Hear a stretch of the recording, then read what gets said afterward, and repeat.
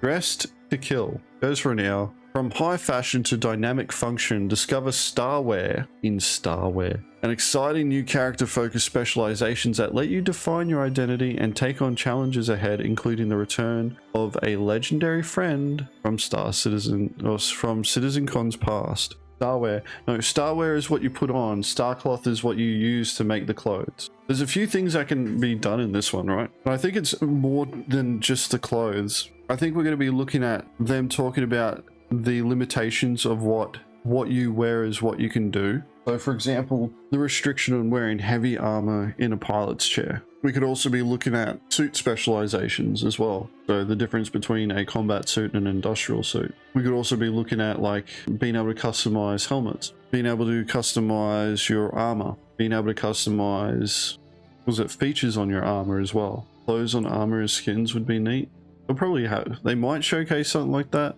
But I think like with this one, character focused specializations. CIG's talked about this in the past. I think it was like 2 CitizenCons ago, where they showed off different types of armor or archetypes of armor. So things like armor that medics would wear as opposed to armors that a bounty hunter would wear. Legendary friend from CitizenCon's past. Yeah, it could be Wingman. Could be anyone really. Could be somebody from the art team as well. Like there's a lot of people that have come through Star Citizen. But like, has Wingman been on a CitizenCon? Because they specifically mentioned CitizenCon's past, not Star Citizens. What non-CIG guests have been there? I don't think any have been. Specific types of clothes which are related to specific jobs in the game, that being pilot or engineering. I'm not sure about like the clothes as opposed to the undersuits and armor that we wear. It also might...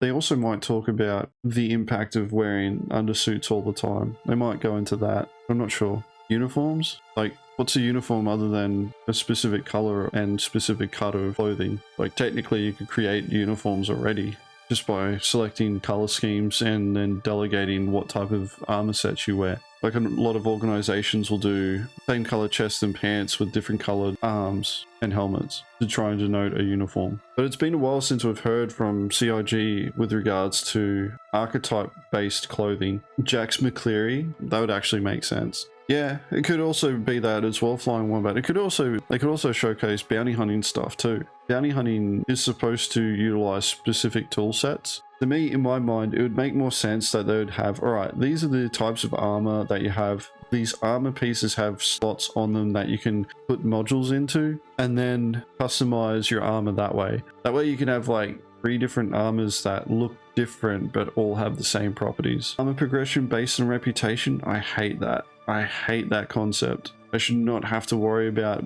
building up rep to get hold of a specific armor set. I know that a lot of people that like doing the PvE side of things want that. I can't stand that because I'm not interested in doing the PvE side of things, but I'll be locked out of a level of content.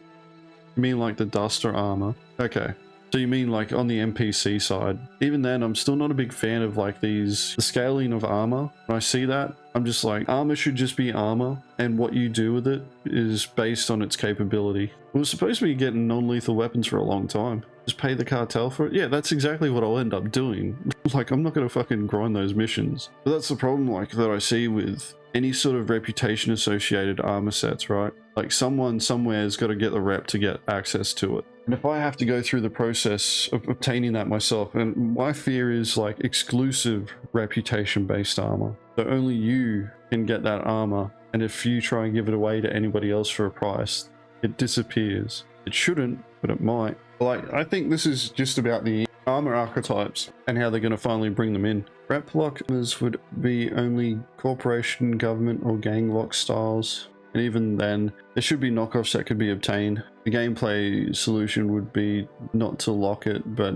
add a penalty if you're caught faking it while wearing it. I'd say potentially you could look at, because they could also mention the whole concept of what you wear is how people initially identify you. So if you take, for example, the Duster armor, you're wearing Duster armor and you go to Grim Hex, which is Ninetales controlled. Even if you had a high rep with Ninetales, if they don't recognize you initially and they see you wearing that Duster armor, they may, if they have beef with the Dusters, attempt to attack you. That would be a solution where, like, it's a penalty for wearing it, or if you're like you're wearing a faction's armor inside their camp and you have a really poor reputation with them and they don't recognize you straight away. Like, they could talk about that sort of thing, but my thoughts on this is like, this is just going to be based on capability of armor. Like the suits that we wear, they'll probably indicate that they're bringing in restrictions on what you can wear while sitting in a pilot's chair to force us to have to wear flight suits.